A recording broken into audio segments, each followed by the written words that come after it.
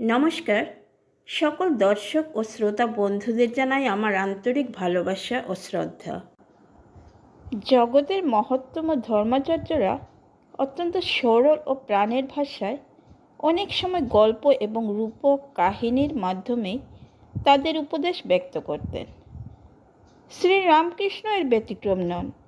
কেবল তার রূপক কাহিনী ও উপদেশমূলক ঘরোয়া গল্পে সক্রিয় বুদ্ধিদীপ্ত কৌতুক ও হাস্যরস তিনি সংযোগ করতেন।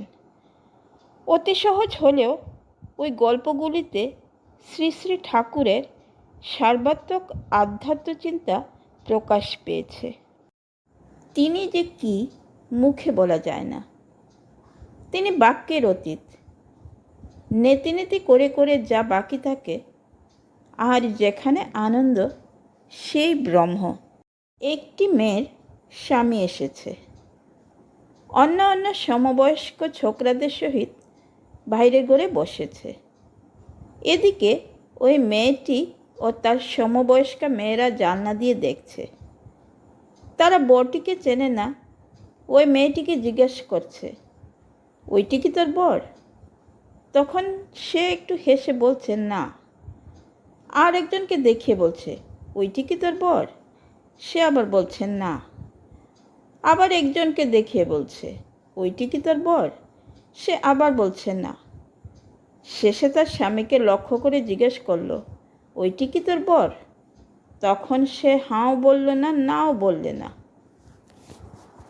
কেবল একটু ফিক করে হেসে চুপ করে রইল। তখন সমবয়স্করা বুঝল যে ওইটিই তার স্বামী। যেখানে ঠিক ব্রহ্মজ্ঞান, সেখানে চুপ। কোনো এক বনে এক সাধু থাকেন। তার অনেকগুলি শিষ্য। তিনি একদিন শিষ্যদের উপদেশ দিলেন যে সর্বভূতে নারায়ণ আছেন, এইটি জেনে সকলকে নমস্কার করবে। একদিন একটি শিষ্য হোমের জন্য কাঠ আনতে বনে গেছিল। এমন সময় একটা রব উঠল, কে কোথায় আছো পালাও, একটা পাগলা হাতি যাচ্ছে।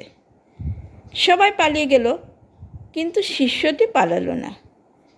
সে জানে যে হাতিও যে নারায়ণ, তবে কেন পালাবো? এই বলে দাঁড়িয়ে রইল। নমস্কার করে স্তব স্তুতি করতে লাগলো। এদিকে মাহুত চেঁচিয়ে বলছে, পালাও পালাও। শিষ্যটি তবুও নড়ল না। শেষে হাতিটা সুরে করে তুলে নিয়ে তাকে একধারে ছুঁড়ে ফেলে দিয়ে চলে গেল।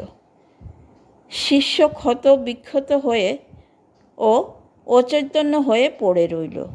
সংবাদ পেয়ে গুরু ও অন্যান্য শিষ্যরা তাকে আশ্রমে ধরাধরি করে নিয়ে গেল আর ঔষধ দিতে লাগলো। খানিকক্ষণ পরে চেতনা হলে ওকে কেউ জিজ্ঞেস করলে, তুমি কেন হাতি আসছে শুনে চলে গেলে না? সে বললে, গুরুদেব যে আমায় বলে দিচ্ছিলেন যে নারায়ণী মানুষ জীব জন্তু সব হয়েছেন, তাই আমি হাতি নারায়ণ আসছে দেখে সেখান থেকে সরে যাই নাই। গুরু তখন বললেন, বাবা হাতি নারায়ণ আসছিলেন বটে, তা সত্য, কিন্তু বাবা মাহুত নারায়ণ তো তোমায় বারণ করেছিলেন। যদি সবই নারায়ণ, তবে তার কথা বিশ্বাস করলে না কেন?